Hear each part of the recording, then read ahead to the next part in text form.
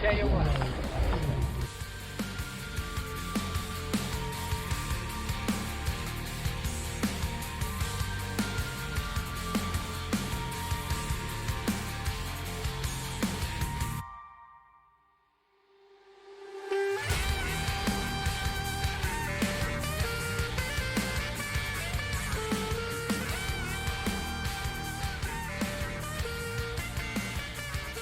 Ladies You're and waiting gentlemen. for it, aren't you? Yeah, I was going to, but we'll kick it off that way. Welcome to episode 125 of the Retic Lounge. We got another book club episode that we're doing, and this one's going to be a little bit different. But we're jumping right back into the saddle, and we're going through another thick episode of heating and lighting. Thick, you say?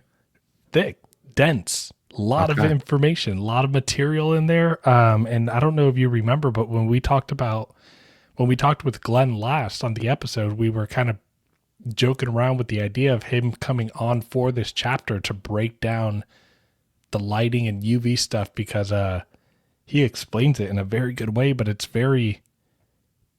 detailed. Oh, I didn't sense the humor in that at all. I was very hopeful he would come on for this episode. I peeked through when I first got the book, and I was like, oh wow, all right.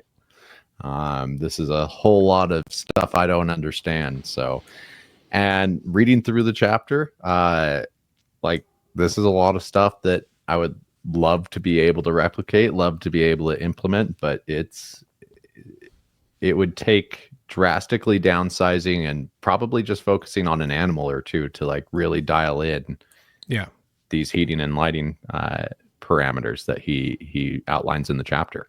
Right. What I will say is he explains it in a way that after you read the chapter, you have learned something. It's not like none of it is digestible. Like, you definitely take a lot of really good information away from the chapter. But what makes this episode fun is that we have Glenn joining us, and he's going to be here joining us for a book club chapter of his own book. So that to me is just kind of exciting. Yeah, we got him for the introduction right before it dropped, and yeah, this one, like I said, we need him here. Yeah. Also, if this banner thing if this thing doesn't go away on the bottom, I'm hoping it doesn't pull up in the episode. But if it does, I just want to apologize ahead of time. StreamYard is putting some weird banner that I can see. I don't know if you guys can see it. I have an idea. Okay. Just keep going. All right. Well, on that note, before we jump into the book club, of course, we do want to give a shout out to Desiree at Cold Blooded Cafe. Use the code Reptile Lounge 20 for 20% off. I, again, even though I said this last week, again, put another order, have food coming in this week. Again, every single time they send me a package, their animals are well packaged, always coming out good. I actually got 200 chicks on the way. Or no, they sent that, but I had to get a bunch of freaking pinky rats for babies. So again, with the amount of animals you have, it should just be like a subscription service. It should actually. You shouldn't even have to like place your order. You should just, have your card charged and a box show up at your door at this point.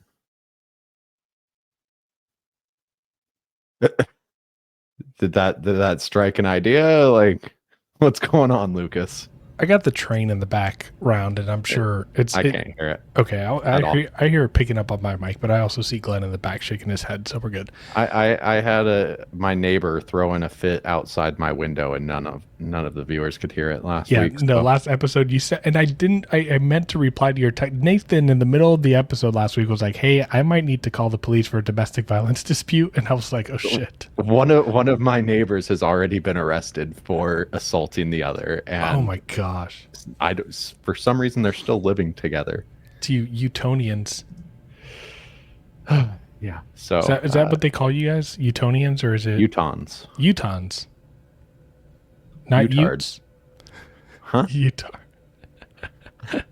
Oh, that's good. Remember, we might need to keep this PG with Glenn on. So I'm going to try to have fun with him, but last time he made us cut some stuff out, and I don't know. It's 2025. That word's back. Right. All right, you ready to bring him on? Let's do it. Whether you've poured your heart and soul into your reptile business or you've just begun your business journey, AE Foundry has you covered with next level expertise in graphic design, motion graphics, videography, photography, and so much more.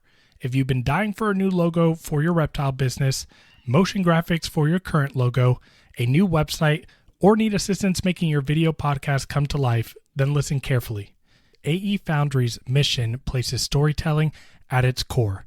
AE Foundry believes that a distinctive story and background are the driving forces that set your brand apart. In today's market, consumers seek more than just products. They crave a connection built on trust with the brands they cherish. AE Foundry is committed to empowering small businesses and fostering authenticity that resonates with their consumers. Reach out to them and let them help you craft a visual narrative that helps establish a genuine and lasting connection with your audience. To contact AE Foundry, email them at aromero@aefoundry.com or on Instagram at AE Foundry. When it comes to housing your retics, trust me, you're going to want an enclosure that will be just as strong and durable as your reticulated python. The Heartland Reptile Enclosure is next level tough and will outlive you and your retic by several generations. Heartland Reptile Enclosures are designed and manufactured out of powder-coated aluminum to provide the highest quality and longevity available in the reptile enclosure. What makes them even better is they are lighter than your PVC and plastic enclosures out there and are extremely tough. Stop playing around with plastic enclosures for your large constrictors and step up your enclosure game with the Heartland Reptile Enclosure. To inquire about one of these enclosures, speak to Jordan himself at Heartland Reptiles on Instagram, Facebook, and on TikTok. Here on TRL, we preach about the importance of using hooks, feeding tongs, and other tools with your reticulated python all the time. Animal Equipment by Stoney not only has all the tools you need for any snake you keep, but they have the absolute best hooks on the market. What sets Animal Equipment by Stoney's hooks apart from the other guys is their polycarbonate hook ends that provide a warm feel that won't disturb or bother your retic, ensuring a positive interaction from the get-go. Since 2008, AE Stoney has been supplying zoos, herpetologists, and other animal professionals with their tools. It's time for you to step your hook game up and buy an AE Stoney hook. To learn more and purchase one of their amazing products, visit aestoney.com. Hello. Glenn. How's it going, boys? Good. Good to see you again. Yeah, thanks for having me back on. It's always a pleasure. Yeah. How have things been going with the book? And after it's been published and people are getting their hands on it, I want to get an update first on just like how the critics, the reviews, any information you want to let the viewers know about like getting a hold of it. Yeah, so it's been going good. Unfortunately, this isn't my full-time gig. As you can imagine, I don't sell animals for a living. I don't do the captive side of things full-time. I'd love to, maybe in another life, but I have a different day job, so unfortunately I don't get to spend as much time pursuing this endeavor as I'd like to. But something I have done is constructed a website. It is glenmacherpetofauna.com.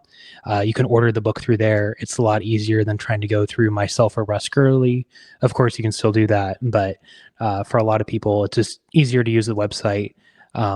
That goes through me, so you don't have to worry about it being a scam. But I looked, it's not on eBay anymore. And I know it's really hard to get in the UK. That's not by design. That's just still on Amazon, correct?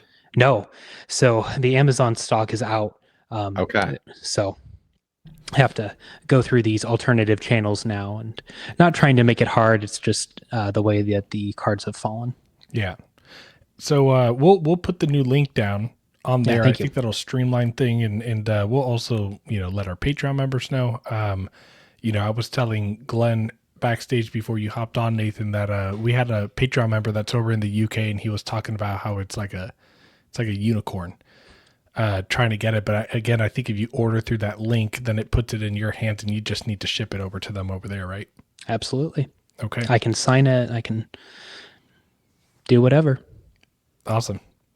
Right, like a little joke on the inside. Yeah. Maybe If it's going include to who like I think it's going to, you might need to. right. Okay, let's jump in. So heating and lighting, very awesome chapter. Nathan, why don't you kick us away the way that we always do and read the quote? Yeah, to a reptile, sunlight is life. Dr. Francis M. Baines. I was going to say Barnes, 2009. Close. Yeah. I don't want to screw it up. Not Yeah. in front of you, Glenn. That's okay. To a reptile, sunlight is life. I feel like that carries so much weight and magnitude. It's important. Mm-hmm. Go for it. No, I was just going to say one of the fun parts about this book was trying to find quotes, and that was one of them that I picked almost immediately. Dr. Francis Baines is one of the is at really the forefront of understanding reptile heating and lighting. She was someone who I consulted with quite a bit to write this chapter. Roman Mirren is another one who's also at the forefront of reptile lighting. And then Thomas Griffiths, who was recently on The Expert and the Idiot, actually. He did a full episode.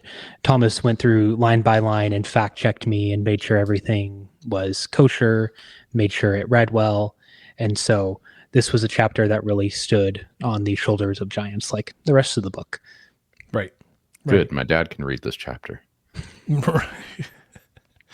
So I liked that you opened up the chapter with good old humor.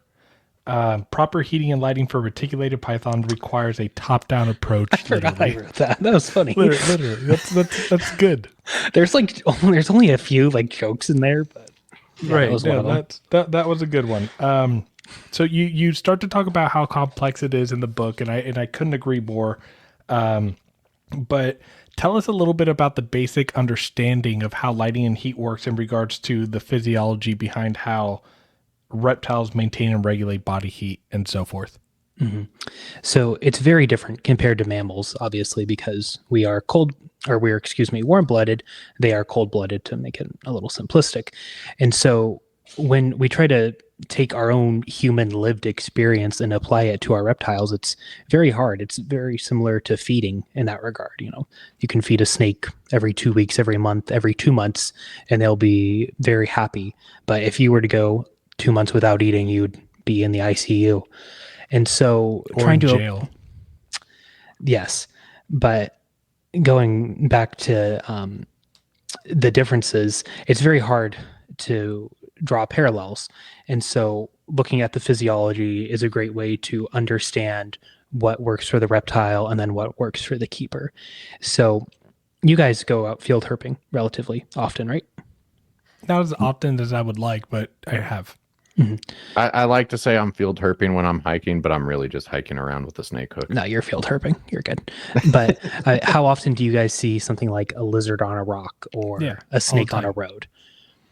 And so they're using that aspect of their environment for thermoregulation. So much like I'm wearing a sweater right now because it's going to possibly snow tonight in Florida, reptiles are using their environment to thermoregulate. And that is something that we should carry over into the captive setting. So technically they are poikilotherms. That is the, big brain term for basically cold-blooded in this regard, or a little bit more complex than that, but don't worry about it. And so going back to what you were saying,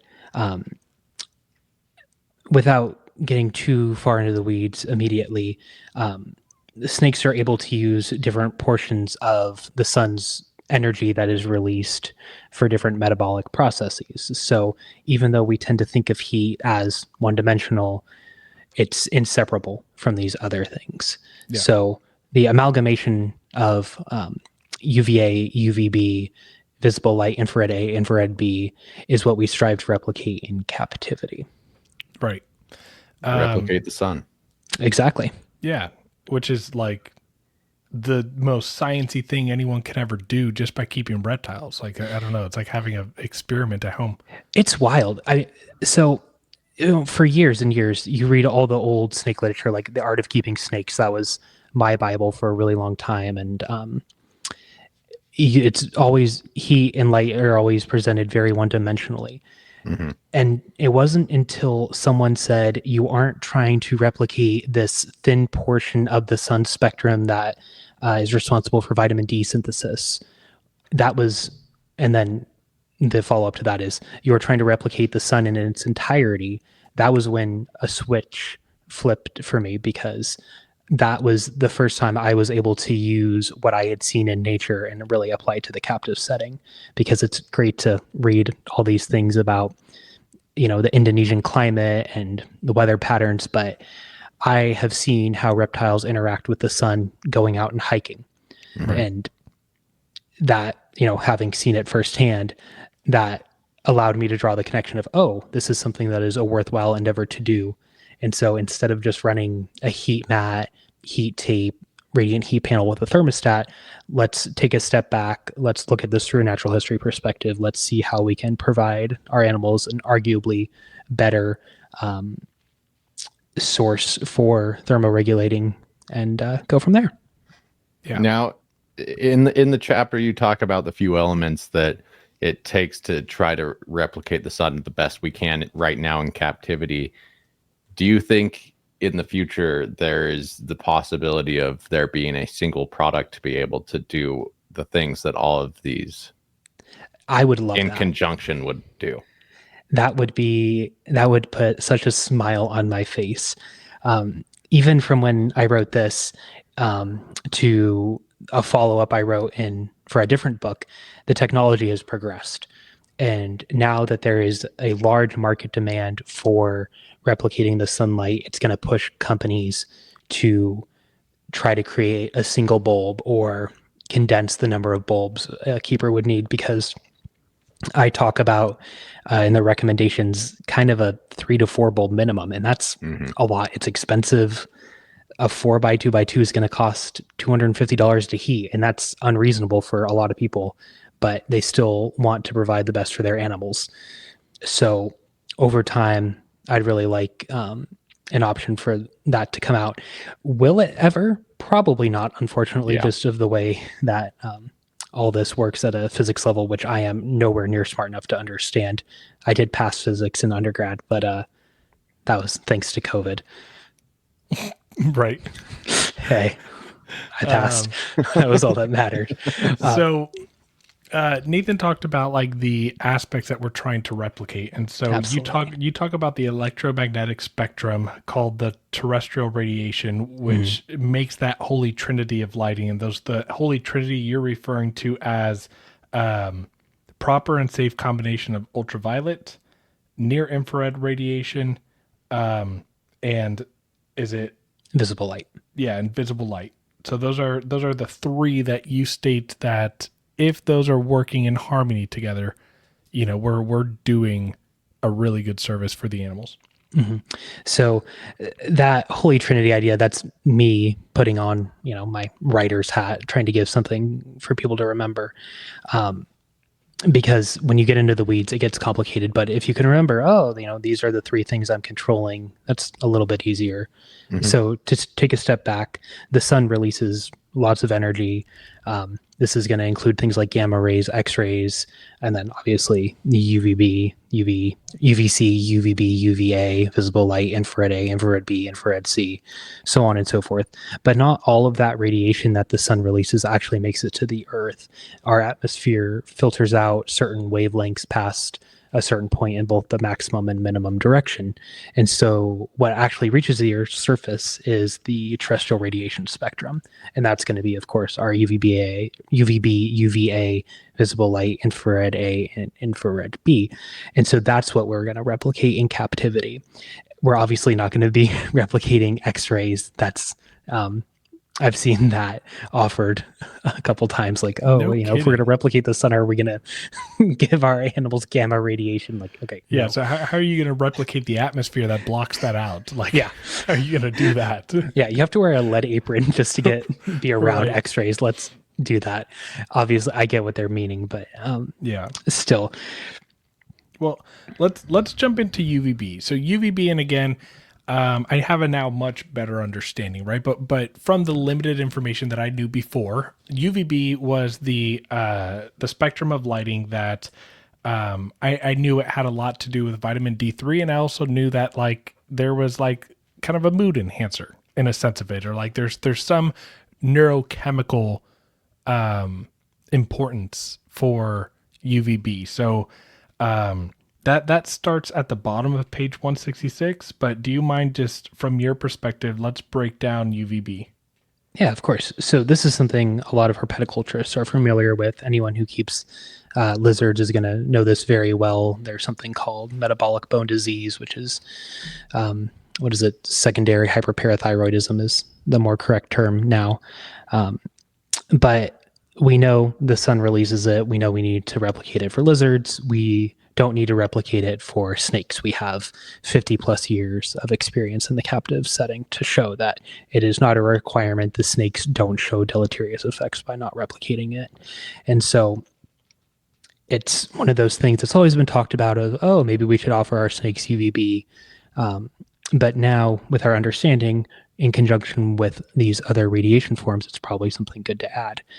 And trying to draw conclusions about specifically what it can do for our animals is hard. There just aren't many studies. There's not a lot of people who are opening their wallets to do this kind of research. So we have to pull from the human literature, which is never great, but it's a good starting point. So I don't believe off the top of my head there have been any directly, for sure, reticulated python, but any or very many reptile studies that have looked at cognition and the impacts of UVB. But we know for humans it does play a slight role. And then, of course, what everyone knows is going to be vitamin D3 synthesis. So it is responsible for vitamin D3 synthesis, but it's also responsible for controlling vitamin D3 synthesis, excuse me. And so what has happened with other bulbs is that they will lack that regulation wavelength. And that is where you get the phrase where it goes off the rails. I think that was Cusack et al. 2017, where the ability to synthesize vitamin D3 was there. It was very prevalent, but there was no mechanism to regulate it. And so as a result, there was too much vitamin D3 synthesis, and that opens up to a whole set of issues. And so we have to be very careful with this, of course, but it provides benefits as well. So as you opened up earlier, everything in a safe level. Right. And that's probably the most important part with UVB. Obviously, we don't want to be giving our animals basal cell carcinoma. So it's something to be wary of. However, the benefits, I think, are worth it to do it in a safe level. And I'll continue this train of thought. There are things called Ferguson zones that have been put forth in the literature, and basically it will group different species of animals, different subsets of them into, I believe it's 4 different categories. Reticulated pythons are Ferguson zone 1, shade dwellers. And it basically states how much UVB they should be getting based on their natural history habits. And so that's a really great way to provide generally safe levels of UVB, and you can do that with a solar meter 6.5R. Once again, that's a $200 piece of technology out of reach for most people. There are ways to approximate it. I go into that in the book. It's pretty boring. Don't worry about it. But I'll just continue with this train of thought then. The way to replicate UVB in captivity is going to be using a fluorescent UVB bulb. It's not necessarily the sexiest. You have to replace them once a year. Some of them last longer, some of them last shorter. A year is about on average. As soon as there is a safe LED UVB bulb, I am going to be ecstatic. You're going to see me do a jumping jack here on TRL because fluorescents are just, they're a pain. They break, they're delicate, they're not fun, but it's what we have right cheap. Now. Not really. Have you tried to buy a UVB bulb recently? Not recently. Are they part of the bulb ban? Yes. That's another issue I wanted to bring up. I don't know how much that's going to affect people in the coming years, but that's a mess. But because it is designated for reptiles, it should be fine. Okay. But is anyone going to manufacture them if there's not enough demand? It's very confusing. The big bulbs that are going to be impacting reptile keeping are halogens, right? Yeah. Yeah, it's halogens going off the shelves. It's a big deal because those have human use, and we're getting rid of that. And Yeah. we go into halogen bulbs here in a second. So overexposure to UVB, not good. Not good at all. Very bad. Yeah. Have there been cases of basal cell carcinoma that you've heard of in reptile keeping with UVB bulbs? Yes. I can't go into specifics, but it is there have been lots of I shouldn't say lots. There have been anecdotes of animals that have been subjected to too much UVB in captivity that have gotten basal cell carcinoma, and that's been diagnosed, I believe, through histopathology. Okay. So this is a legitimate concern. However, I mean, I don't want to say it's intentional because that's incorrect, but you need to be doing something that should give someone pause for it to reach that level. Sure. It's pretty simple to do it safe, but I think it would be irresponsible of me to present this as a risk-free endeavor. Sure. Right. It's just something you don't really hear about. So so this is especially important for stuff like morphs. So like your stuff, Nathan, Yeah. I'd be more concerned about, especially with snows, because they're lacking a lot of the natural mechanisms to protect against that. So it's like, the three of us being pasty, we don't live in our natural range. And so we have to wear sunscreen when we go outside. It's the same thing that we have altered these animals' phenotype in a way that if we're going to be giving them a really concentrated dosage of UVB, we need to be careful because we can very easily overdo it. Right. So the next lighting that you cover in the book on page 167 is visible light. That's the portion of the electromagnetic spectrum visible to humans.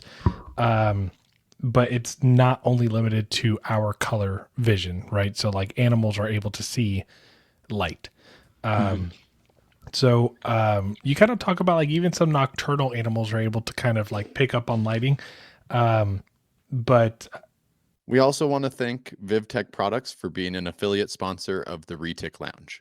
Stop by VivTech Products for the best UV spectrum lighting on the market that will enhance and improve your snake's overall well-being and health. Visit vivtechproducts.com and use the code ReticLounge23 today for 15% off. Again, visit vivtechproducts.com and use our affiliate code ReticLounge23 today for 15% off. Looking for the perfect accessories for your hatchlings or juvenile retics? Look no further than Heli Guy Serpents. Our sponsor, Chris Sexton, is coming in hot with an amazing 3D printer, creating top-notch perches and other caging accessories for your beloved pets. Enrich your retics environment with their high-quality products. Use our promo code TRL10 for a 10% discount on your purchase. Visit them today at heliguyserpents.com and start giving your pets the best. Heli Guy Serpents, the premier source for 3D printed caging accessories. Again, that's www.heliguyserpents.com and use our promo code TRL10 for 10% off all of your 3D printed accessories today. I like the last sentence you put in that paragraph with the visible lighting. Finally, and equally as important to some, it allows herpetoculturists to see their animals, right? So I'll say this, like the enclosures I have that have visible lighting on the inside, when it's on, getting to see the animal and like that iridescence and what comes off of them is rewarding. But what other aspects of visible light do we need to know in terms of like its requirements or like its benefits? So the easy one is plants. If you want to grow plants, if you stick kind of like a high intensity bulb, something like the Arcadia Jungle Dawn or the Sun Blaster is one I'm really fond of, you can grow plants in your enclosure. And I think that is the coolest thing in the world. I know it's Sun simplistic. Blaster? Yeah, that's the I think Sunblaster is the company's name. I don't know. It worked really well. I liked that bulb. Regardless, the big thing with visible light is, of course, you're going to be able to see your animals, but it's going to give them cues for circadian rhythm. We know how important that is for us in humans. The statistics for car crashes after daylight savings, medical errors, all go up significantly because of how dependent we are on our circadian rhythm. And you have to think about, this is the Retic Lounge, so we're going to be talking almost exclusively about retics. They are coming from an equatorial region. It's 12 hours on, 12 hours off there for sunlight throughout the year. And they're going to be obviously adapted to that environment. And so that would be another very easy way to provide consistency in how we keep them. You're going to be able to see them. They're going to be able to see you. You're going to be able to grow plants. You're going to provide them with a more consistent day and night cycle. It's just a very easy thing to do, and it probably rewards the keeper the best out of any of these. Right. Right. All right, infrared radiation is next, and I know that you talk about near infrared, that's known as infrared A, and that is the spectrum that is penetrating like into their bodies. Mm-hmm. What relevance does that have in the captive setting? That makes that really important. Yeah. So we'll in the human medicine, you see a lot of work with infrared radiation for muscle healing. Lots of I've had some. Oh, how did it work? I mean, whenever I've had it with my massage therapist, I mean, it definitely like gets my tissues like loosened up, gets me ready for therapy. So, I mean, I've seen the benefits for me. So applying that to my animals is just like, I don't know. That was one of the things I had highlighted because I guess I just didn't consider the same effects for my reptiles. Right. And obviously, this isn't going to be at a therapeutic dose for them. Sure. But it's something. And it's where the term deep heat projector came from, because it's going to be, penetrating deep. There was a video, I believe it was from Reptiles and Research, and he used the analogy of standing in front of an indoor heater on a cold day versus standing out in the sun. It can be the same temperature, but you're going to feel warmer because of that infrared radiation warming you up. Have you guys noticed that, where you feel physically warmer when you're standing out in the sun? Oh, absolutely. Like I have a heater photosynthesizing. pointed at my feet right now, and if I were out in that same temperature, I'd be a hell of a You lot guys warmer. ever notice that when it's sunny as hell, you feel hotter? Well, okay, but it feels differently. though. Yeah. I mean, you could be outside and be in the shade, and then again, you move into that sunlight and it's hitting you. Yeah, you feel that. And actually, I've talked about the sun here in Texas versus in Florida just feels different. You feel like it's penetrating your skin more here in Texas. Interesting.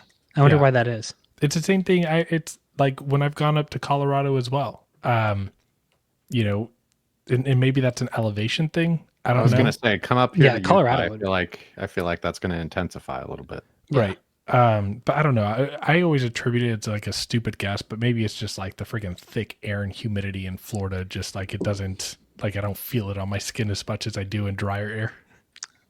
That might be it. Yeah. Okay. So I'm going to just chalk in my head for later. You talked about deep heat projectors.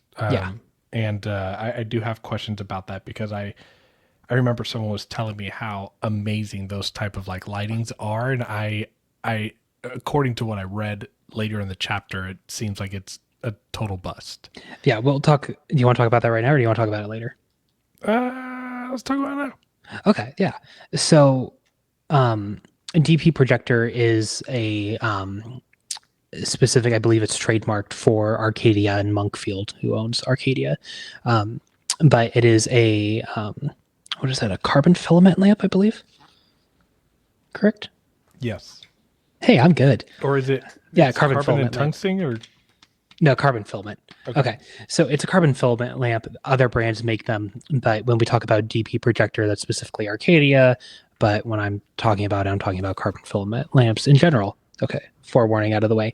When they were originally marketed, they were presented as a really great way to replicate infrared A and infrared B in the captive setting, and it doesn't produce visible light. It does glow, but it's not going to be producing anything substantial. You could use it at night.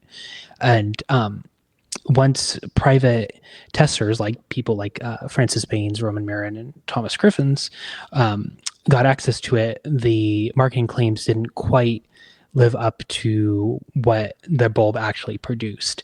And while it does produce infrared A and infrared B, it's not producing them in a very sunlight quality. And that could just be part of the shortcoming of being a bulb. However, it was not great. We have better ways to replicate that. And then what's been interesting to me most of all about them is that a lot of anecdotes from keepers have been brought up where their animals are dehydrated. And that to me is just fascinating, but it makes sense given the physiology and how this portion of the terrestrial radiation spectrum interacts with our animals. And so it's like drying them out from the inside. Yeah.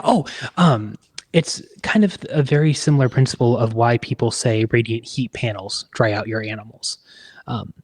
It's IRC for radiant heat panels.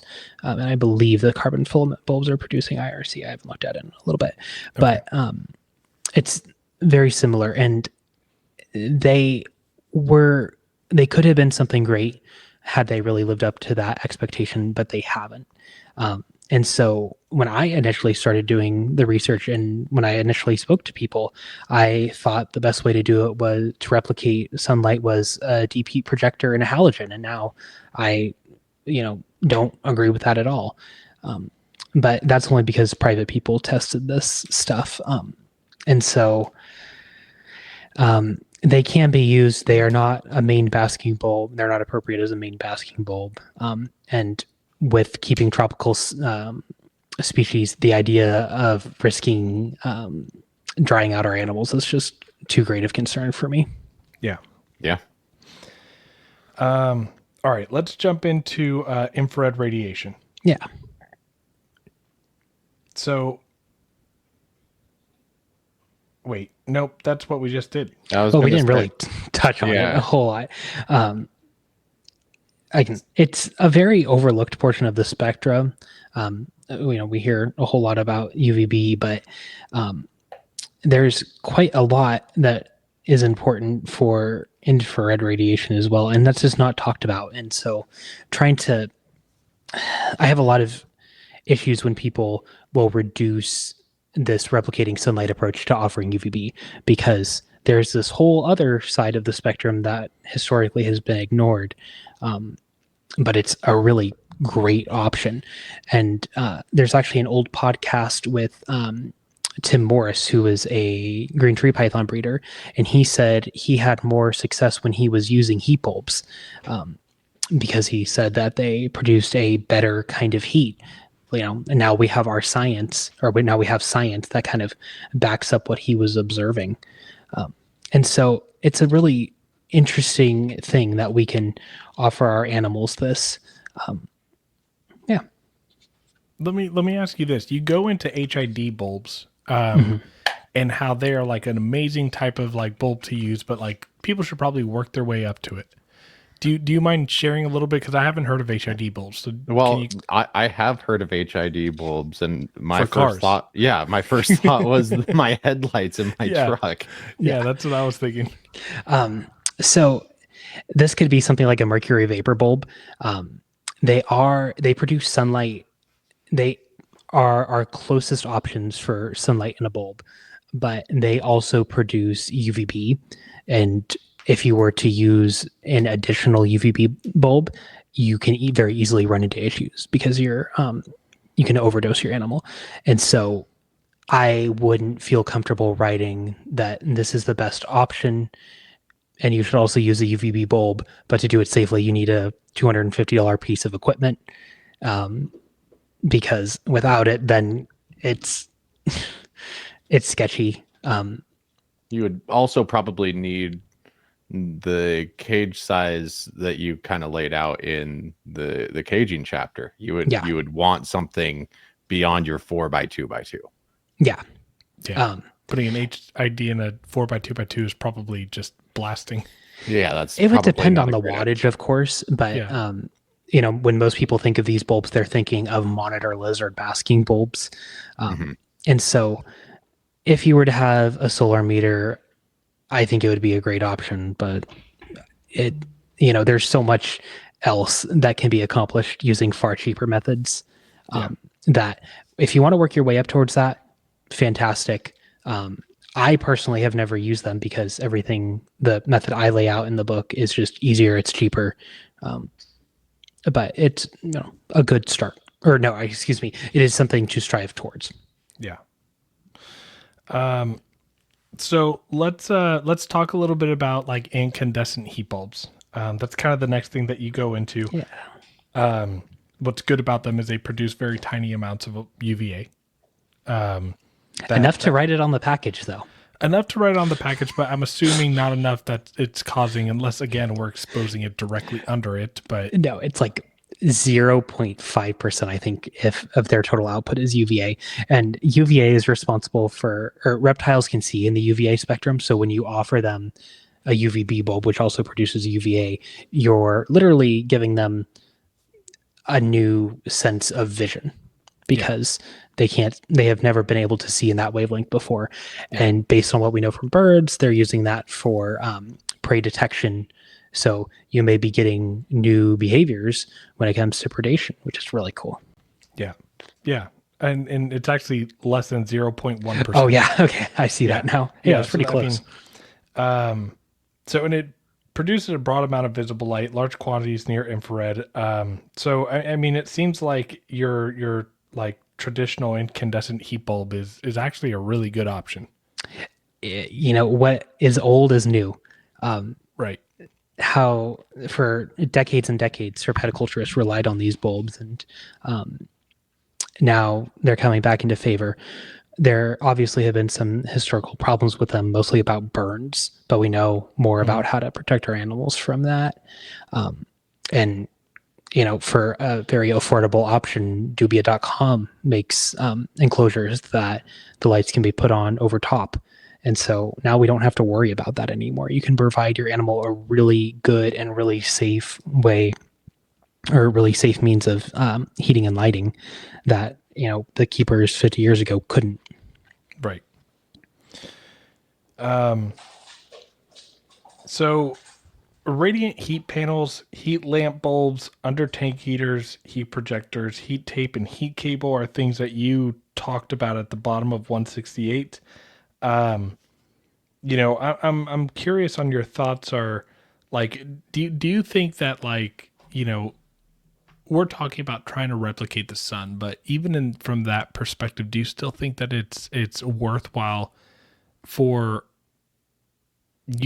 someone to use like a radiant heat panel if they are providing lighting or, the lighting options?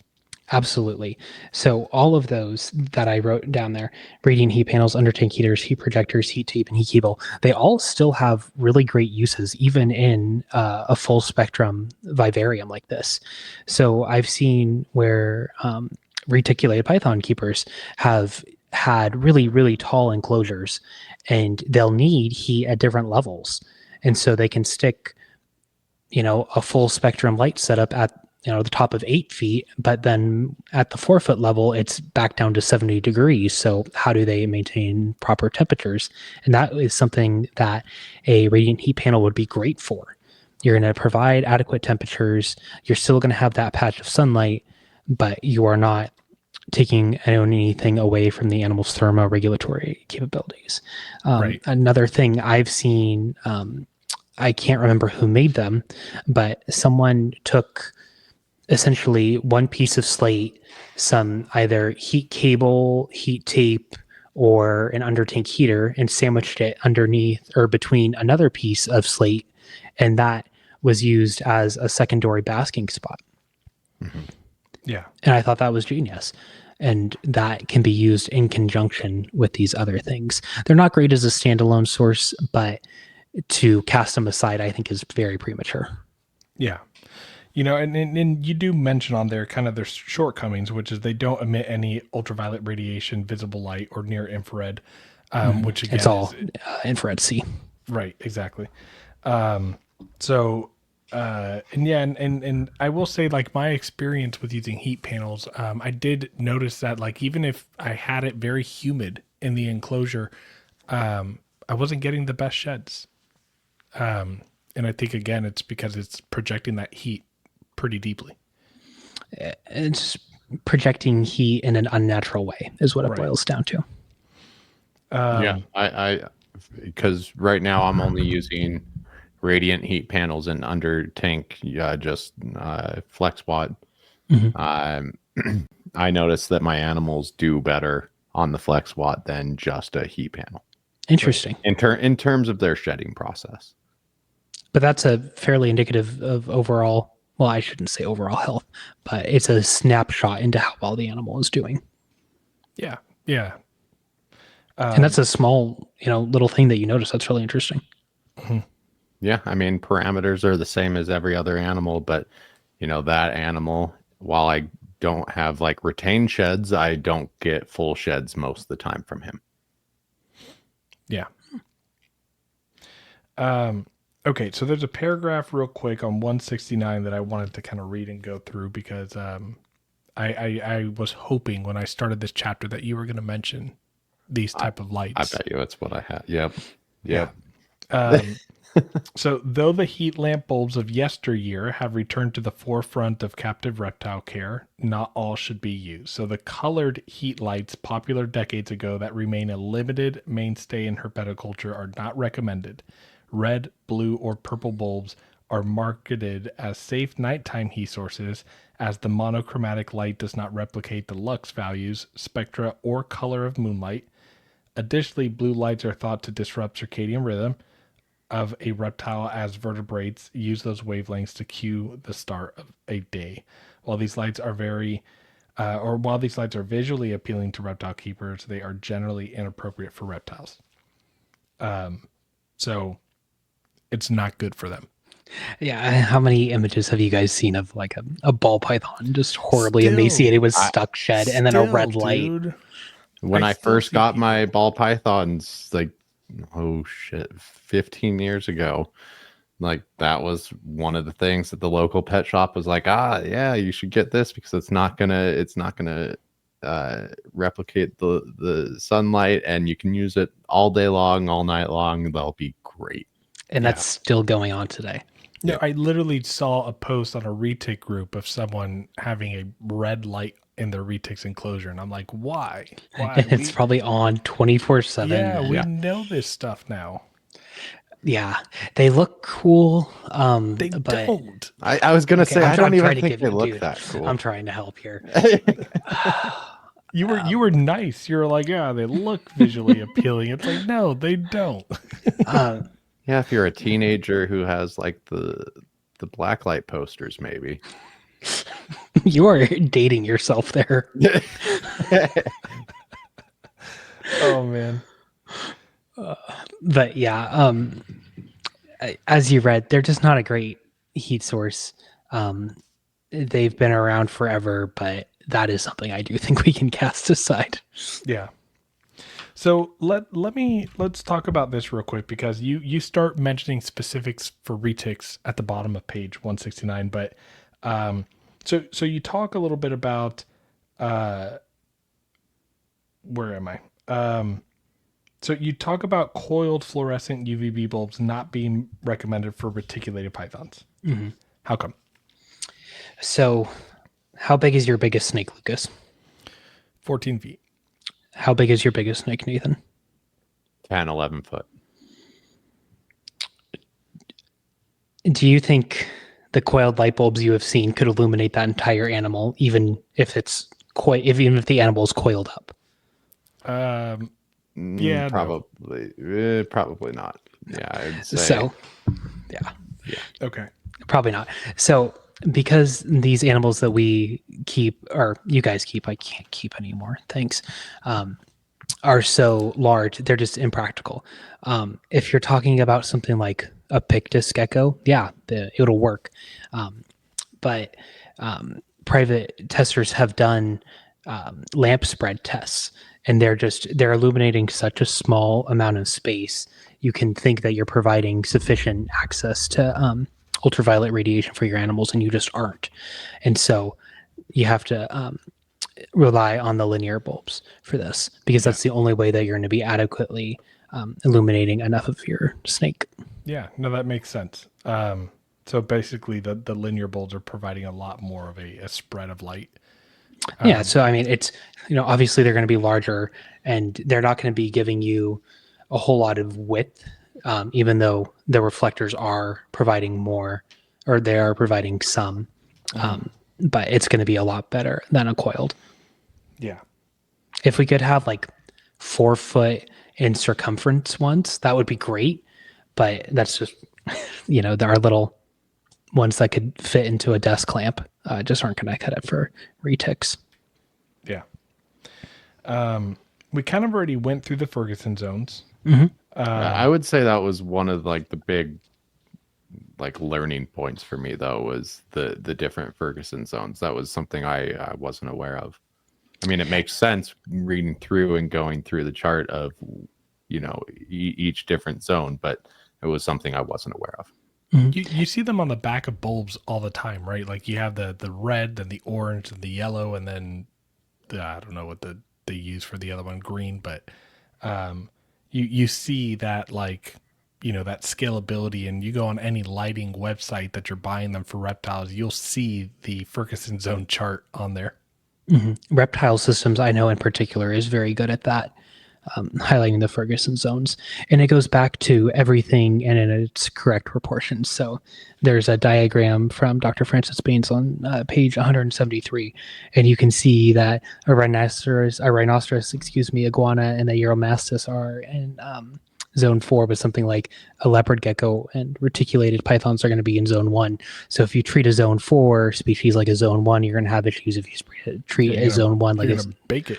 yeah, you're going to bake it. And so that's a very common misconception of, I'm going to bake my animals. No, let's take what a lot of very smart people have done and use it appropriately. Yeah.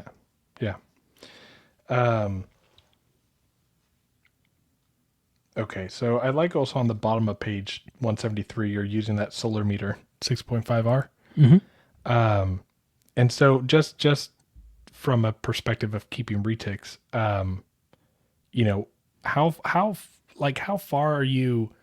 So I guess, like, if the bulb is on the top of the enclosure and there's no shelf, are you trying to measure it close to the floor to see where the UV is at? So that's another common misconception. You are measuring it at the basking site.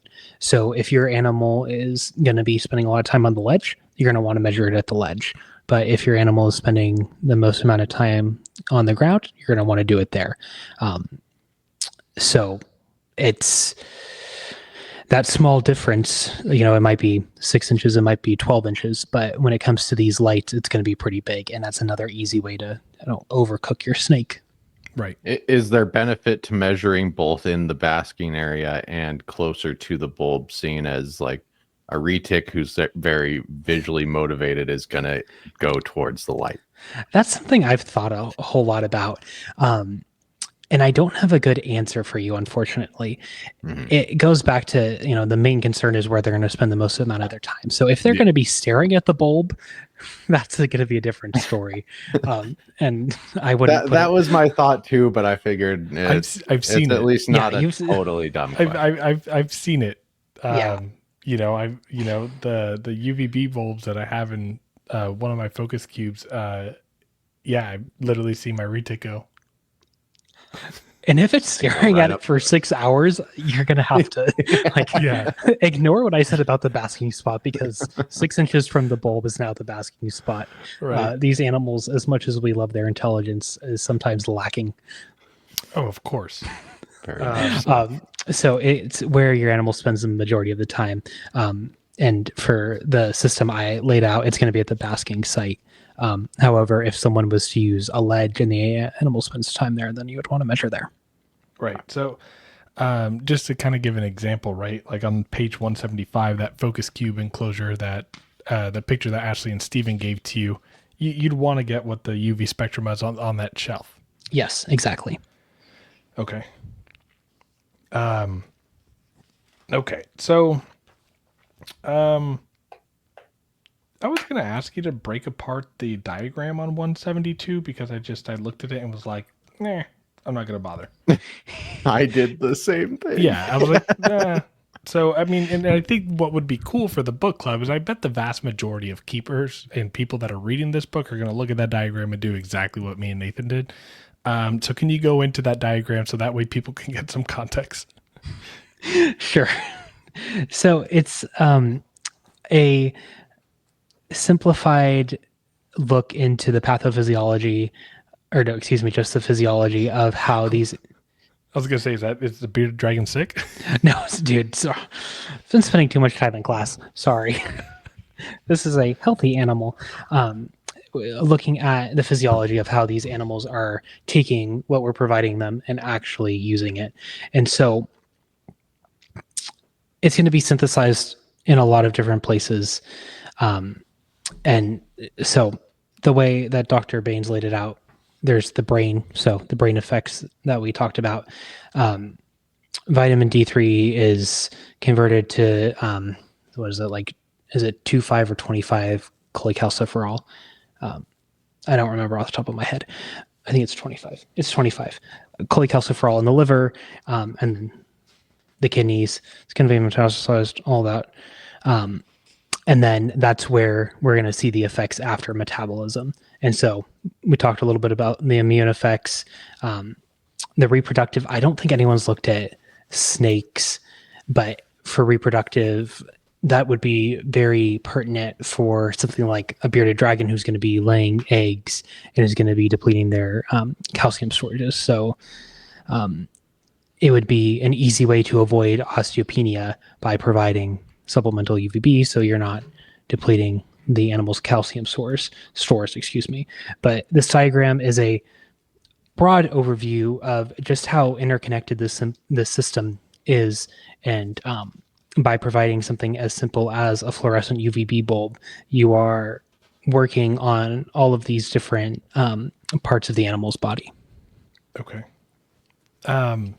So one of the things that I kind of want to jump into and talk about is you make note of mesh screen tops and enclosures. A lot of people use those screen tops and they put their heating on top, right? And I mean, that's kind of just been a standard of what people do. And you talk about on here how it impacts their the output of the UVB bulb. And I think you said 35%. Some are 35%, but up to the 70%. Oh, geez. Okay. So yeah. So I mean that's like, so I'm wondering, like, if you're still considering the loss, right, and you're using a solar meter, still okay to do, right? Mm-hmm. Like to have them on top of a mesh screen, as long as, again, the reading and the basking spot is in the right zone. Yeah. And so you don't even need a solar meter for this. The very lovely people at the Facebook group Reptile Lighting have assembled these different charts of common mesh readings. So I think I rate that the Exoterra lid blocks 35% of the output. And so what someone has done is that they've taken measurements of, I think, an Arcadia bulb, for example, subtracted that 35% so you can get an accurate reading at your different basking sites. So you don't need to buy a solar meter if you have that chart, because you're able to find what that Ferguson zone reading is going to be at the basking site, even though it's being impeded by the mesh. and it's obviously very variable. Custom reptile habitats, who went out of business as of yesterday. One of the things that they had done really well is that they had a mesh that blocked, I think, only 15% of a bulb's output. Wow. And so that was one of their big draws. Obviously, that's no longer an option. But if you have a dubia.com enclosure, there are going to be guides on the Facebook group where you will be able to get an accurate UV index at the basking site, including the interference from the mesh. And if you're having your bulbs in the cage, like is depicted on page 175, that's going to be interfering as well. And so people have taken those measurements of, I think that's called the Lamp Guard Pro, and calculated it out. Yeah. I think you lay it out in the chapter, but where the solar meter really comes in play, especially if you're using these charts, is really the life of the bulb. Yep. Mm-hmm. And so they're expensive, especially if you have 20 animals and you're having to replace $30 bulbs. You can do the math. That's $600. If you're able to get an extra 6 months or up to a year, I believe,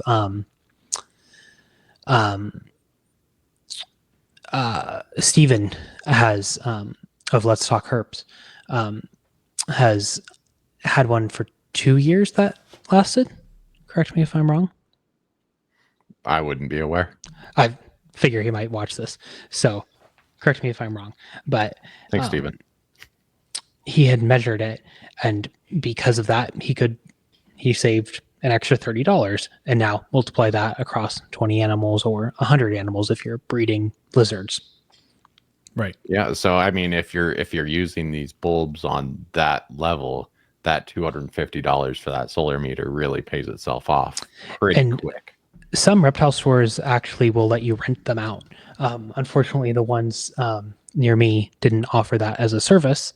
But if you were to own a reptile shop, I think that would be a really easy moneymaker. Or that could be something you approach your reptile shop to do. Rent it out for $5, and then it'll make its money back pretty soon. Yeah, I'd probably because you really only need it once. Well, you don't need it very frequently, I should say. Yeah, I mean, I'd probably be like $5 to rent it, but you also have to pay a $15 insurance. It's like renting a Rolex. You have to put down a $750 safety deposit, but it's only $20 to rent. You get your $750 back. But exactly. Okay, so one thing that you cover in here quite in depth and everything, but if you want to kind of summarize it, but you talk about UVB producing LED bulbs. It just kind of like the ideal standard. We talked about it a little bit earlier, but like what's the main concern with that? Yeah, so I mentioned this previously, but there was a great paper by Cusack et al. In 2017 that looked at UVB producing LED bulbs, and they were lacking in the portion of the spectrum that revolved around regulation of vitamin D3 synthesis. And because of that, the animals were obviously synthesizing too much vitamin D, and that's a big issue. One of the downfalls with LEDs is that there's only a certain number of diodes that you can add. And those diodes are going to correspond with certain wavelengths. So to try to get a very sun-like spectrum is difficult. It's just a natural shortcoming of the form, and that's why fluorescents are preferred. They're just a little easier because it's going to be a gas instead of a diode, but don't worry about that. So long story short, it's very hard to produce a sun-like spectrum using LED diodes right now. That is changing though. Exoterra released, I believe they call it the Terra Sky, and the UVA diodes are fantastic, but the UVB concerns are still there, that while they are in wavelengths that are going to be producing vitamin D3, the regulatory mechanisms aren't there. However, the Zoomed, I believe it's the ReptiSun LED, is a very good start in the right direction. And I think it is a good option. I'll leave it at that. I felt like you were going to go with a stronger word, but I think I was too. That's a safe bet. Yeah. Do you mind me asking real quick? Photodermatitis and photokeratoconjunctivitis. Do you know what that looks like in a snake? Yeah, not good. Basically, I wish you guys could put up an image. You'll once you see it, I'll look around. yeah, just look it up and you'll get it. Okay. Do you want to give it a shot? Me? Yeah, I'm describing it. You'll see it in their eyes. Okay. You could see it in their eyes. Yeah. Okay. You'll see. I mean, but yeah, I think I'll pull it up. I'm just looking for the two terms right now because the top of page 176. Thank you. I got you. In the meantime, while he's doing that, Glenn, I just wanted to tell you that your wild-caught Kalatoa here, he might get his first go this year in my possession. I bet you he's going to produce. I'm not putting him with my wild-caught Kalatoa female right off the you're bat. Breaking my heart. Right off the bat. No, because, dude, I know. I get it. She's probably approaching 15 years old. I only have so many more clutches, and it seems like every other clutch she produces is a Partho. So I think I'm going to put him in with my female Mindanao. That'd look good. Yeah. So if you can keep him alive for another 2.5 years, please let me know. Or one of his babies. Yeah, I mean, and if he's able to sire a clutch, first and foremost, like holy, like that's. Yeah, I'd be so happy. You see why I couldn't describe it? Because death. A picture says 1,000 words. Yeah. Oh, my bad. There's Glenn. No, you can kick me out. It's fine. Yeah, I mean, it looks like it takes a few different forms. It can affect the eyes. It looks like it can affect everything up to, the mouth and the whole face. Click on, or no, that might be going, that's a little far. Well, no, I just wonder if there's something else going on. Yeah, that one looks a little far gone, right? So yeah, I feel like this may be a good almost example. looks like cataracts. That brings me back to the ophthalmology book. Interesting. Okay. Well. Oh, there's a retic photo. Well, it's an ophtho. That looks like a healthy eye, but yeah. Yeah. Okay. That looks like a purple albino. Yeah, you get what I mean. Yeah. Okay. Yeah. Fair enough. All right. Let's move on. So on that page 176 in 2023, the Association of Zoos and Aquariums required some animals housed in long-term or permanent indoor facilities to access species-appropriate ultraviolet radiation in their enclosures as part of their animal welfare, care, and well-being accreditation requirements. The summation of the current research and understanding of the effects of artificial ultraviolet radiation on captive animals kept indoors has led the AZA to this decision. Yeah, that last sentence you read was a little bit more forceful of something I would have written, but it's I wanted that to be impactful because we really look up to zoos a lot as herpetoculturists. I can't tell you how many times I've been down to the LA Zoo and just stared at the enclosures in the layer. It's inspiring. And for the AZA to take this step, I think is something that a herpetoculturist who has had very similar experiences to me looking at these beautiful enclosures, being inspired by it, if they see that the AZA is requiring this, then hopefully a herpetoculturist can understand, there is a lot of merit behind this, that the people who are regulating this industry, who have a lot of concern about animal welfare, they recognize the value in this. There is value in replicating this at my home as well. Okay. Yeah. Yeah. Basically saying follow the AZA standards and it's synonymous with caring for the animal's welfare, care, and well-being. It's a step in the right direction. I don't want to say synonymous. Yeah. Well, I mean, the sentence kind of seems pretty firm in that opinion, but I don't want to say AZA is synonymous with welfare. I want to say, okay, fair. That was my hesitation. Fair, I'm saying that the AZA has looked at this and they have decided that is a required step, Right. and that's a strong statement from them. So, real quick, you start going into specifics again with reticulated pythons. You talk about for captive albino reticulated pythons, a UVI of 0.8 at the basking site is recommended with a maximum of 1.3. What is the standard for retics? So, standard for retics, if you're looking at the Ferguson zone, it's a UVI, which stands for UV index of 0 to 1. There, I believe a UVI up to 3 now is being offered as safe for a Ferguson zone 1 species. However, I would say for most people, if you want a number, go for 0 to 1. Yeah. Even though it can be, you could go way higher. But as a safety measure, 0 to 1, 0 to 2. Yeah. I love how you mentioned with reticulated pythons like amels, they appear to be photophobic, so like the fear of light. Yes. So they do stay away with lighting. And what's funny, as a matter of fact, is when I had my amel, DeWitt.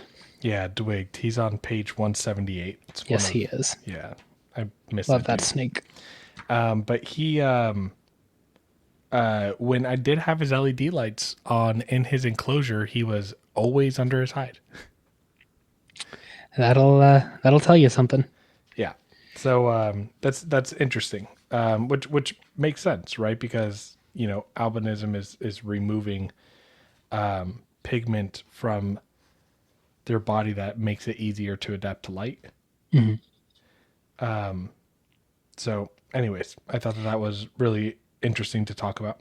Yeah, and so to go back to what you were saying about UVI, it's on page 170. I lay out the different Ferguson zone UVIs, but the last sentence on the page is basically saying a UVI up to 3 for a Ferguson zone 1 species is now considered appropriate. So that's why there's such a big difference between an albino and a wild type, because there are those protective mechanisms that we have removed from these mutated populations that look really cool, but probably aren't the best for the animal, especially or specifically in regards to UVB. Right. So I got a couple things that I want to get into next, and it goes into like 177 into like the following pages. But you talk about replicating the sun's UVA spectra is notoriously difficult in captivity. Can you talk a little bit about why? Yeah. So for UVB, it's very easy. You get a UVB bulb. For infrared A and infrared B, it's pretty easy. You get a incandescent heat bulb. For visible light, you get a visible light producing bulb. It's very easy in that regard. UVA has been really thrown to the wayside, which is unfortunate because it has such a crucial role in reptile vision. So the way that modern keepers are reliant on producing UVA in captivity is to use a UVB bulb. A UVB bulb is going to produce some UVA as well. It's nowhere near a sun-like level, but it's what we have. So there's just not a good standalone bulb yet. There are things like the Exoterra Sky, which are a lot better now for producing UVA, but they have the drawbacks of being a UVB producing LED. So you have to take the bad with the good. You are able to turn off the UVB diodes on that light specifically and utilize the UVA, but then you're talking about a 4 light setup minimum. Yeah. So Right. for most people, relying on a UVB bulb for UVA is what we're left with. Yeah.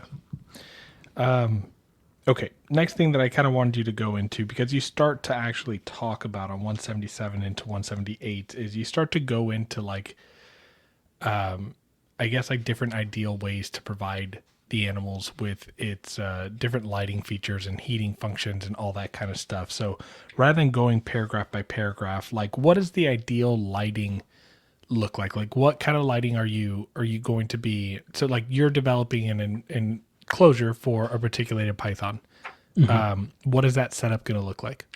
Yeah, it only took an hour to get into this, but it's like the most important part. You should just clip this and have it be a standalone episode, because you can talk about all of the physiology, all of the positive effects, but what matters to people, how to do it. Right. And that gets lost so easily, and it's very frustrating for new people because you can read the preceding 10 pages and be confused, or you can just read the last part and figure out how to do it. So, you're getting the same thing. Yeah. Your animal's benefiting from it. You may understand it more, but if you're going to get confused and you don't do it, it comes at a cost. So the easiest way to do it, really, if you're talking easiest, is to get the Arcadia Thermal Zoo Pro, because that is going to be pretty much deck down, plug and play. But I'll break it down by spectrum. So as I previously said, for the ultraviolet spectrum, you're going to want a fluorescent UVB bulb. There's a lot here in the US. Leap Habitats makes a good one. I believe the the Zoomed and the Arcadia are identical. Lots of really great bulbs. Get a linear, probably a T5. T8s work. They're a little bit less efficient than T5s, and most people are going to T5 fixtures anyway nowadays, so you can get that. And then for your visible light, I would use a combination of both a linear grow light, just because I like to grow plants in my vivariums, and then also a spotlight, because that'll be a really great way to replicate the intensity of the sun. And that's why I talk about the Sanzi 36 watt. That bulb gets extremely hot, by the way. I have burned myself replacing that, just as a forewarning. Like, it hurts. But a lot of people use the Jungle Dawn from Arcadia. I said the Sun Blaster is arguably a better option for that. And then a spotlight like the Sanzi 36 watt, not necessary at all, but it's cool. And then for the infrared spectrum, you're going to want an incandescent heat bulb. So halogens work really well, but their spread tends to be lackluster. If you go on any of the heating and lighting forums, you're going to see people recommending halogens all the time. They're not wrong. I just think there's better options. I like the Arcadia solar basking floodlight because it's cheap and easily accessible. I know Zoomed makes a really good one as well. There's lots of options for it.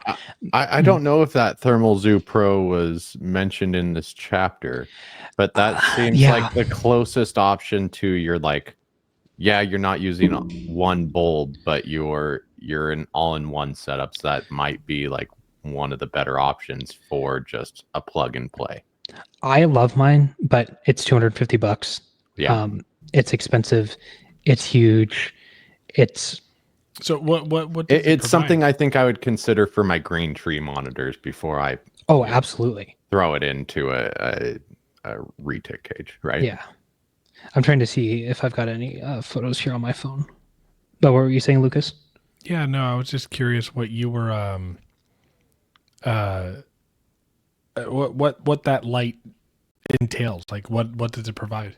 Yeah, so it comes with a couple different options. The option that I like, it has 2 foot long linear bulbs and then 2 domes.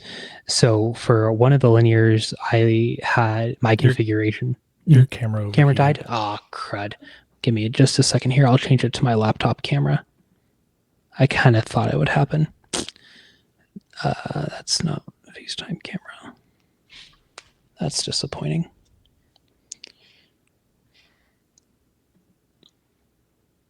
There we go. Sweet. Sorry about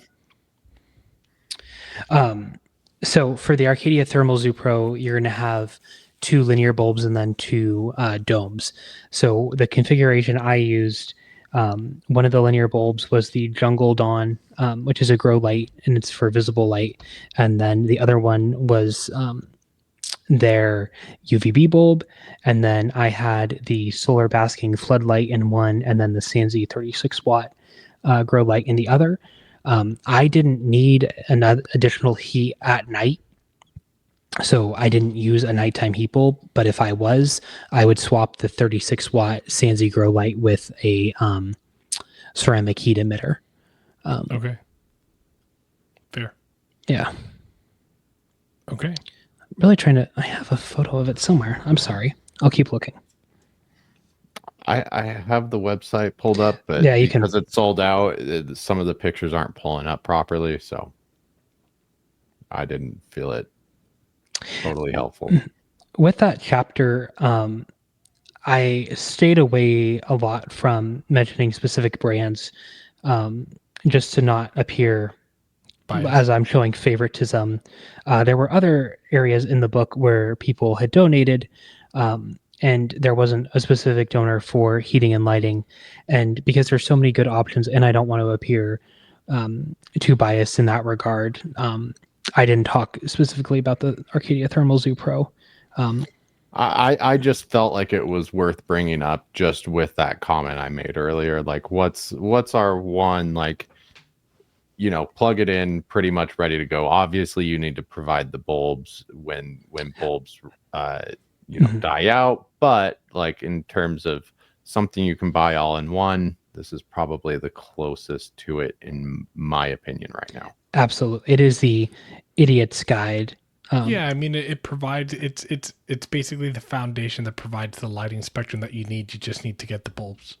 It comes with the bulbs. Or it well Comes with the bulbs, comes you with just them. have to replace them. Yeah, over so time. it's like an all-in-one, but it's not like a singular bulb is producing. Yeah, all of exactly. So I mean that's really cool. I don't know how they haven't sold 1 million of them. Yeah, I mean, well, I just probably found the out about price. them today, so that's part of it. Their marketing isn't totally top notch there. They're great for monitors as well. Anyone who's working with the big enclosures, because they have the option to hang them. I don't have any photos. I'm really sorry. Here's my okay. cat. Hey, Come cat. on, Louie. Yeah, that's standard here at the Retic Lounge. That's a fair supplement. So Yeah.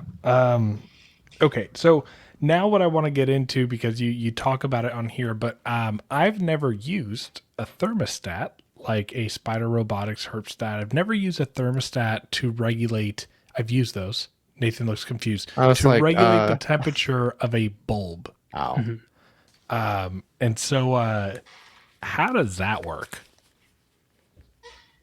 Probe placement, dimming, fluctuation. I don't know. Like I imagine like a disco going off in like my snake's enclosure while it's dimming and going off and on. And Yeah.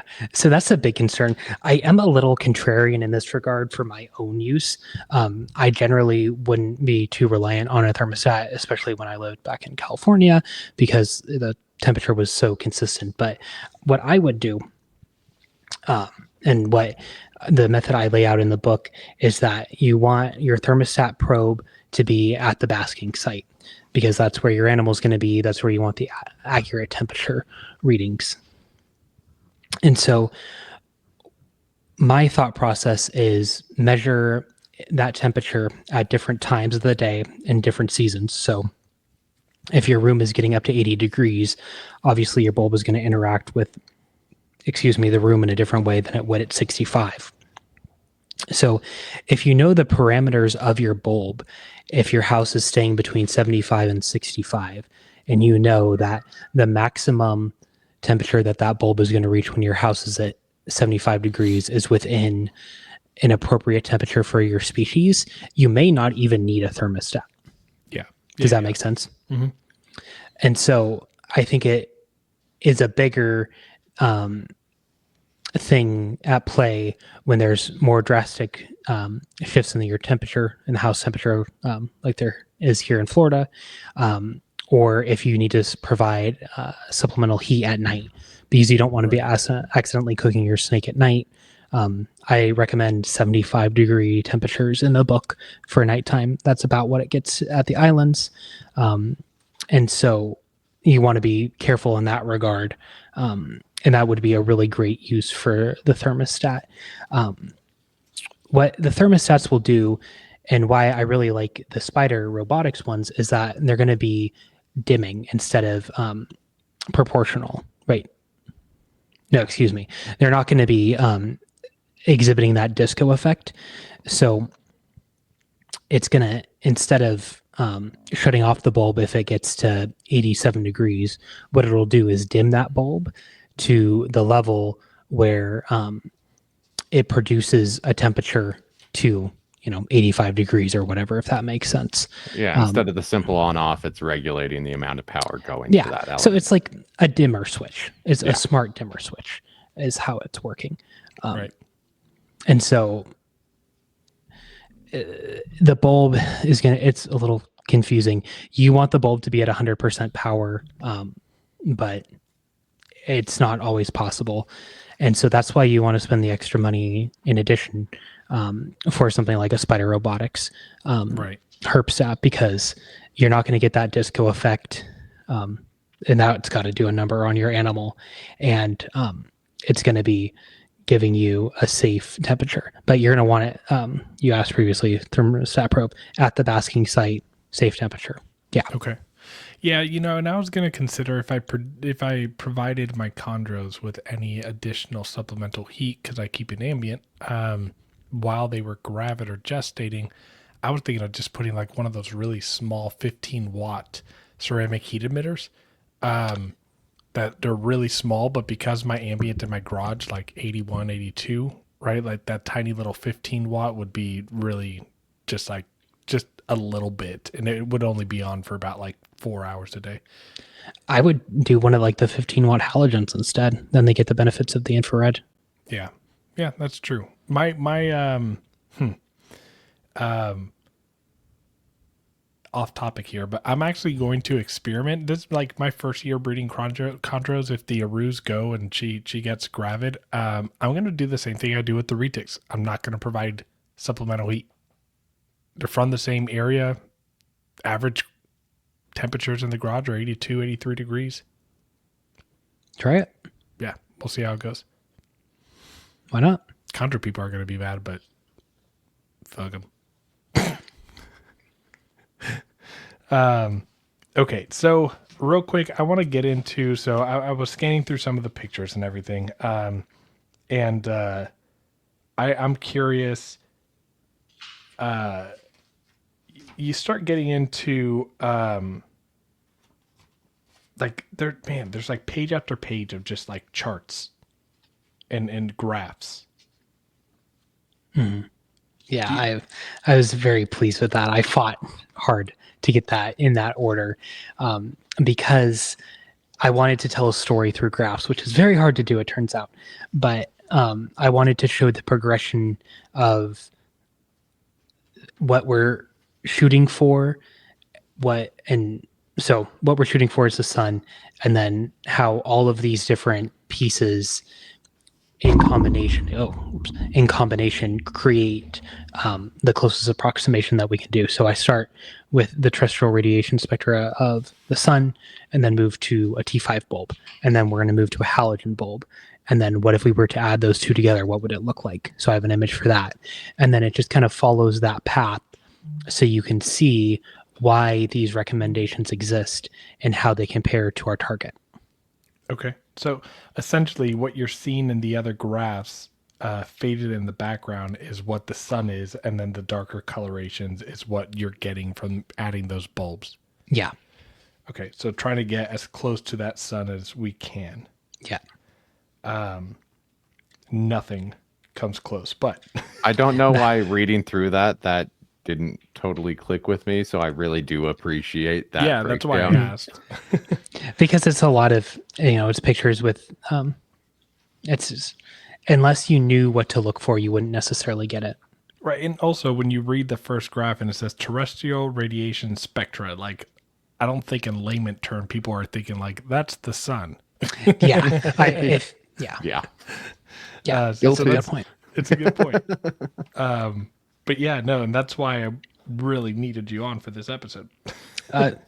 It can be a very confusing topic, and unfortunately, people like to stand with a lot of superiority with it, and that's frustrating because this information is only going to better the lives of our animals. So why not make it actionable? Right. So, couple last things that I want to talk about as we wrap up and you go in these final pages, we'll save for last because you put it last as we'll talk about photo period. But you start to go into light placement and like the reasons why behind it. You also talk about like slate rocks and like how to get some heat generated from like using things that they bask on. So can you go into that? And yeah. Lamp placement is very easy if you're using a Thermal Zoo Pro, by the way. It's all there, so you It don't does have it to for mess with. Oh gosh, I should have gotten sponsored for this episode. We've talked so much about that product. Just Right. We'll throughout this. email them the link to the episode and be like, hey, wanna do it? Yeah, considering I just spent $100 on lights. Jeez. No, so with the 4 different lamps that I kind of propose that method, the goal is for them to overlap at a single spot. Because if you were to put them in, let's just for sake of example, put the UVB bulb in one corner, put the incandescent bulb in another corner, your animal's only getting portions of that sunlight goal. So if you're trying to replicate the sun, obviously you want a singular source. So that's why you want your bulbs to be overlapping as much as possible in their beam. And that's something you outline in the chapter. I mean, there's a picture of how you would set these bulbs up, but even beyond that, if you were doing it idealistically, you would angle everything to a singular point. Absolutely. It's not, you can easily do it, but it's not perfect, but working with the confines of our technology, it's pretty good. And then slate rock is very cheap and easy. The cheapest way to actually do it is to get slate coasters from Amazon that people use for like charcuterie boards. I've got a photo somewhere of it. That's It's really cheap. Genius. Yeah. I was pleased with myself on that one because trying to buy slate rock from a Reptile store is ridiculously expensive. Do you know how much cork bark is? I don't want to know because dude, there's a piece the size of my hand at a reptile show was $20. Are you serious? Yeah, for cork bark. I was like, are you kidding me? That's insane. For cork bark. Wow. But the goal is to have that slate rock underneath the lights to create that basking spot, because we know that snakes will seek out sources where the rocks will store, they will absorb infrared A and infrared B and emit it as infrared C. And the snakes, we know, will seek that out. Do I not have a great image of it? Okay. It's a little hard to see, but oh yeah. So under some of the rubbish. Yep. And that way you can't tell, that it's a thin piece of rectangular slate. Right. It looks a little bit more natural. Cool. All right. I have seen, and I thought this was genius. It was once again Adam Sahi of The Expert and the Idiot. He used slate as a hide. He elevated it. So they still got the benefits of the basking spot, but then underneath, they could use it as a refuge. Okay.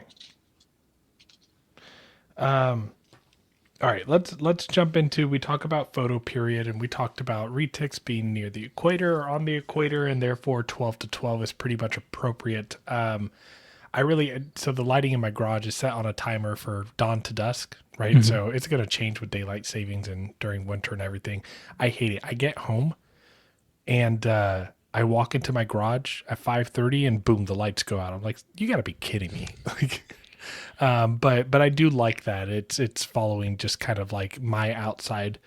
But would you just generally recommend 12-12 throughout the year for retics?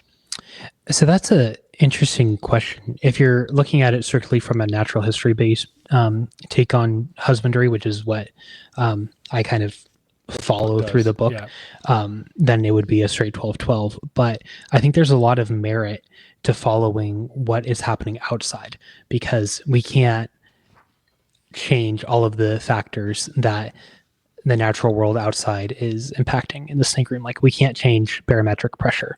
And so your animal will obviously adapt to your room.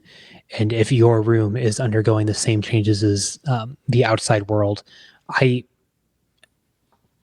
obviously can't say it's more natural, but if it's working in your setup, why change it? Right.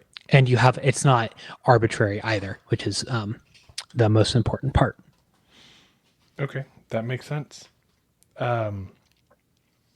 So that kind of wraps up chapter 9, and we are like very close to being halfway done through the book. Have you gotten? chapter Oh no, 10 you haven't gotten the morph section. Good luck with that. That is a long. That's like 100 pages. Yeah, We- but oh, fortunately, it's a morphology? lot. No morphs. No morphs. Oh, just Yeah. morphs. Okay. Yeah, no, but fortunately for the morph section, it's 100 pages, but I would venture to say probably about like 50 of that is images, Yeah. which is nice, right? Like that the kid brain in me lights up when that happens. Yeah. You feel accomplished reading a 100-page chapter, but you get away with not reading a lot of words. But yeah, I'm looking at that right now, and man, you got some great examples of some morphs.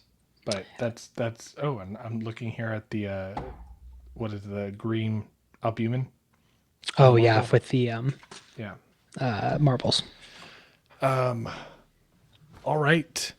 Next episode is going to be nutrition. So that's one that, I think over the 2.5 years that we've been running the Retic Lounge, that's something people still ask us to All the time. Yeah, to just delve into a little bit deeper. So Yeah, I just tell think people this is the perfect opportunity for that.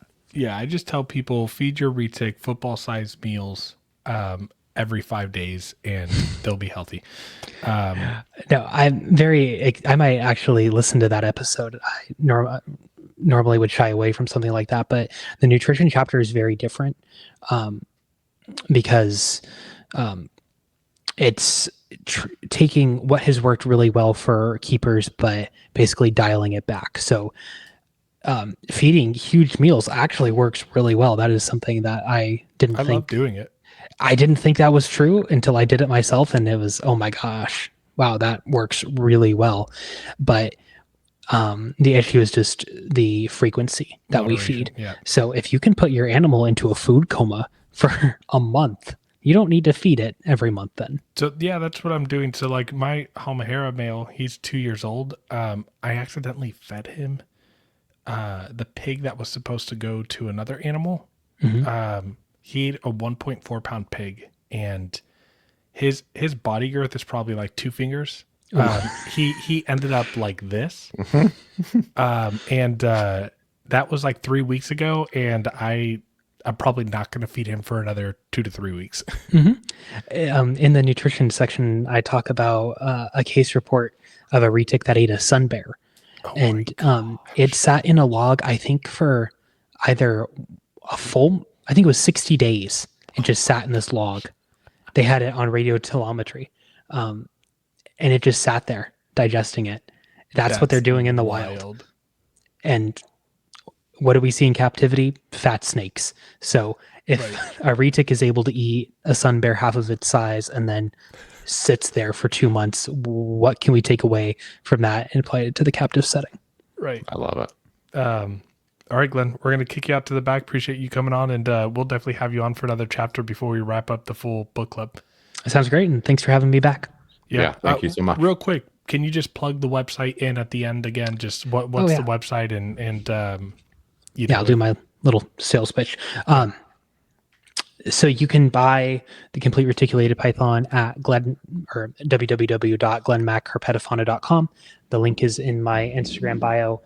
There's going to be options for signed copies and normal copies. If you want a special insignia, write in the notes. I'm the one fulfilling it, so I'll see it. If this heating and lighting chapter was interesting, I contributed for this book which I actually got in the mail today. It's called Turtle Preservation: The Ultimate Guide to Turtle Husbandry by Russ Gurley and Anthony Perleone. Russ Gurley, of course, was the editor and publisher for my own book.